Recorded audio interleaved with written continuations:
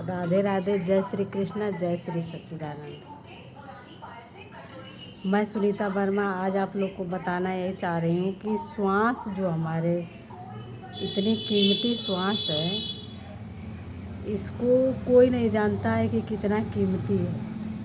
क्योंकि जब आदमी की मृत्यु हो जाती है तो इस श्वासों को देखा जाता है कि मतलब श्वास इसका चल रहा है कि नहीं चल रहा है। सांसों के माध्यम से पता चलता है कि आदमी की मृत्यु हो गई है या जिंदा है। तो श्वास बहुत कीमती है, इसीलिए कबीरदास जी कहते हैं कि श्वास श्वास सुमिरन करो, अब वृथा श्वास मत खोए, और न जाने इस श्वास का आवन होए न होए। हर श्वास में भगवान के नाम का जाप करना चाहिए। पता नहीं भरोसा किसका कब है कि कब श्वासा निकल जाए। हंसा निकल गए पिंजड़े से, खाली पड़ी रही तस्वीर। जो हंसा है, जो श्वासा है, जिसको आत्मा कहा गया है, वो कब निकल कर चला जाए किसी को पता है? किसी को नहीं पता है। इसीलिए समय रहते हुए भगवान का भजन करिए। और दिन और रात, दिन को तो खाने में बिता दिया और रात को सोने में बिता दिया, तो दिन और रात जब समय चला गया तो फिर भगवान के लिए कब समय निकालेगा? उसके लिए ब्रह्मबेला बनाया गया है कि ब्रह्मबेला में 3 बजे से लेकर के 5 बजे तक भगवान का ध्यान करना चाहिए। तो ध्यान किसको कौन करेगा? वही करेगा ध्यान जिसको भगवान का सच्चा ज्ञान होगा। जो भगवान कृष्ण ने अर्जुन को जो ज्ञान दिए थे 4 क्रिया का, वो ज्ञान जब किसी को पता होगा, सच्चे ज्ञान का, जो था है और रहेगा, जो पहले भी था और आज मतलब है और रहेगा भी, वैसा ज्ञान जब किसी को पता होगा वही ध्यान कर सकता है और ध्यान करते करते भगवान को पा सकता है। क्योंकि सबसे पहले भगवान कृष्ण अर्जुन से कहते हैं कि सबसे पहले मैंने ये ज्ञान सूर्य को दिया था और सूर्य से राज ऋषियों में फैला और ऐसे मतलब फिर मनु को मिला, मनु से फिर राज ऋषियों में फैला ये ज्ञान और कुछ समय के लिए अर्जुन ये ज्ञान लुप्त हो गया और आज ये ज्ञान मैं तुझे दे रहा हूँ। यानी कि लड़ाई के मैदान में अर्जुन तो मतलब लड़ाई छोड़ करके मतलब ये कह दिए थे नहीं प्रभु अब हमसे ये लड़ाई नहीं होगा। लेकिन भगवान कृष्ण अर्जुन से यही कहते हैं कि नहीं अर्जुन, तुम्हें लड़ाई करना होगा। जिसको तुम समझते हो कि ये जिंदा हैं, मेरे रिश्तेदार हैं, मेरे सगे संबंधी हैं, ये सब मरे हुए हैं। इन सबों के कर्मों को देखो। वहीं जब द्रौपदी का हरण हो रहा था तो वहीं जिस भीष्म पितामह की बात कर रहे हो, वो भीष्म पितामह वहीं पे थे लेकिन कुछ नहीं कर पाए। ये तुम्हारे सगे संबंधी कुछ है नहीं, ये रिश्ते नाते ये जो भी है यहाँ, ये सब बनावटी है, ये सब मरे हुए हैं।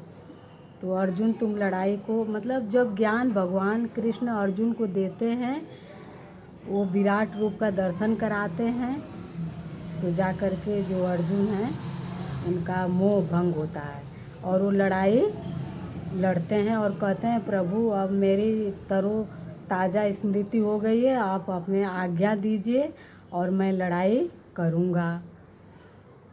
तो भगवान मतलब आज्ञा देते हैं कि हाँ अर्जुन आप लड़ाई मतलब तब जा कर के अर्जुन लड़ाई लड़ते हैं। अब महाभारत उठा करके देख लीजिए, आपको खुद पता चलेगा कि मतलब अर्जुन को ज्ञान कैसे भगवान दिए हैं।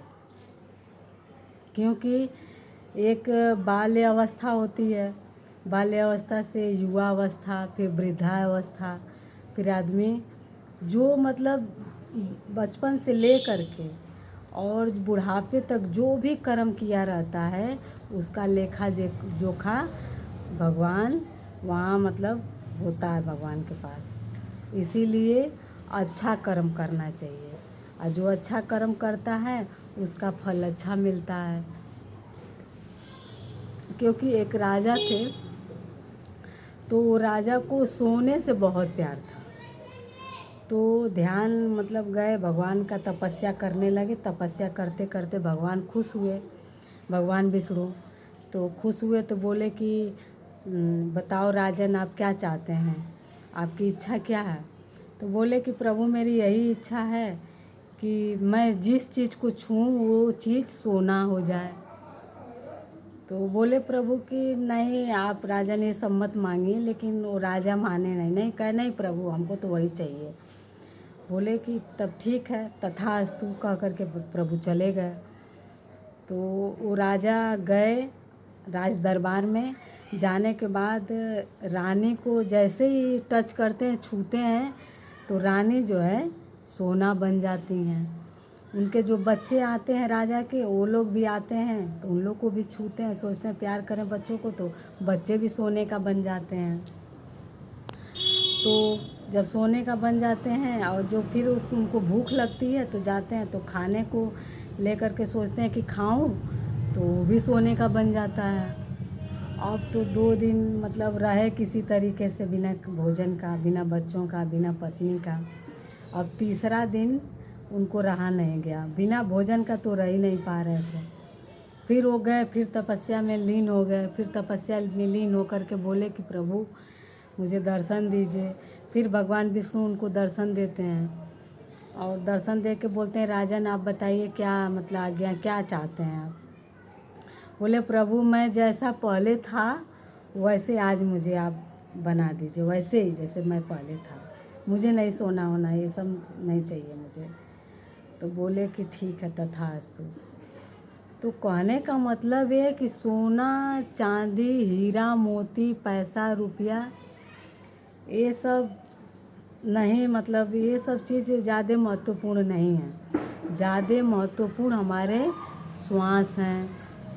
इसीलिए श्वास में मतलब भगवान हर श्वास में उठत बैठत सोवत जागत नाम, असिद्ध भय तिनके काम। मतलब सोते समय, बैठते समय, खाते समय, उठते समय जो भगवान के नाम का जाप करता है वो भगवान का उसको सुख मिलता है। सुखिया मतलब वही सुखी है जो भगवान का ध्यान करता है और भगवान के नाम का जाप करता है, वही सुखी है। एक बार मतलब भगवान मतलब बहुत एक ब्राह्मण थे, तो भगवान की भक्ति बहुत ज़्यादा किया करते थे, बहुत ज़्यादा। और भक्ति करते करते मतलब कुछ ज़्यादा ही धन इकट्ठा कर लिए थे। तो उनको लेकिन पुत्र नहीं थे, पुत्र नहीं थे। तो बोले कि उसीलिए वो मतलब थोड़ा चिंतित रहते थे, थोड़ा उदास रहते थे। लेकिन एक दिन क्या हुआ कि एक साधु आए और उनको बोले कि आपको ये फल लीजिए, बताए अपनी बात कि मेरे मतलब पुत्र नहीं है। बोले ठीक है, ये फल लीजिए और अपने पत्नी को ले जा कर के खिला दीजिएगा। वो बोले ठीक है। ले कर के गए वो फल, एप्पल था, सेव था, तो ले कर के गए और अपने पत्नी को बोले कि ये लो सेव खा लो। तो वो थोड़ी सी उसके अंदर मतलब जो पंडिताइन थी वो थोड़ा मतलब उनके अंदर बहुत ज़्यादा पैसे का घमंड था, और अच्छे तरीके से मतलब नहीं घमंड करती थी वो। तो वो बोली कि नहीं ये मुझे मतलब नहीं चाहिए। किस चीज़ का, कैसा फल है? तो बोले बताए सच्चाई पंडित जी। बोले कि मतलब इसको खाओगे तो तुम्हें एक अच्छा सा पुत्र होगा। वो बोले कि मेरा इतना अच्छा शरीर है, मैं क्यों इसको मैं खाऊं, मैं इसको नहीं खाऊंगी। तो बोले अच्छा। तो फिर बहुत ज़्यादा ज़बरदस्ती किए पंडित जी। तो बोले अच्छा ठीक है, वहाँ पे रख दीजिए, मैं खा लूँगी। फिर वो ले के गई और ले जा कर के और गाय को ले जा के खिला दी। अब गाय बेचारी वो खा गई। अब गाय को खूब सुंदर सा पुत्र हुआ, और ये जो पंडिताइन थी इनको भी एक पुत्र हुआ। तो वो जो गाय का बच्चा था वो मतलब वो मनुष्य की तरह वो बच्चा था, लेकिन उसको एक सींग भी यहाँ पे था। तो वो सींग था, तो मतलब वो बच्चा आगे चल कर के जब बड़ा हुआ तो इतना मतलब खूबसूरत और सुंदर, मतलब सुशील वो बच्चा हुआ। तो मतलब अब देखिए भगवान की कृपा कि वो जो मतलब जो गाय से पुत्र हुए थे वो ज़्यादा मतलब पंडित जी को मानते थे और पंडिताइन को भी मानते थे। और जो उनका पुत्र था वो मतलब अच्छा नहीं था। तो मतलब कहने का मतलब ये है कि अच्छा कर्म करना चाहिए, क्योंकि वो जो उनका पंडिताइन का जो बच्चा हुआ था वो अच्छा बच्चा नहीं था। वो शराब पीता था, वेश्याओं के अड्डे पे जाता था और अच्छा कर्म नहीं करता था, इसलिए उसको जो है मतलब नीच योनि मिला, वो प्रेत की योनि मिला। और प्रेत की योनि में वो चला जाता है और उसको शांति नहीं मिलती है। तो वो जो मतलब जो गाय से जो पुत्र हुए थे उनसे वो बोलता है कि मतलब मुझे मतलब एक बांसुरी रहती है, उसी बांसुरी के अंदर से आवाज़ आती है कि मतलब भैया मुझे इससे निकालिए और मतलब मुझे मुक्त करिए। तो वो जो गाय से जो बच्चा हुए रहते हैं वो मतलब ज़्यादा ही तपस्या करते हैं, इधर उधर जाते हैं, तप करते हैं, लेकिन किसी से शांति नहीं मिलती है और वो जो प्रेत योनि में था उसका कल्याण नहीं होता है। और वो भागवत मतलब सुनाते हैं जब भगवान का, तो जा कर के उसका कल्याण होता है। तो सत्संग और ये जो भागवत और सत्संग जो होता है वो बहुत ज़्यादा महत्वपूर्ण होता है, क्योंकि सत्संग सुनने से आदमी जो मतलब कौवे की तरह जो चाँव चाँव करता है, जो बोलता है वो कोयल बन जाता है, उसकी जो आवाज़ होती है वो मीठी हो जाती है। इसीलिए सत्संग सुनना चाहिए और भगवान का भजन करना चाहिए। और राधे राधे, जय श्री कृष्णा, जय श्री सच्चिदानंद।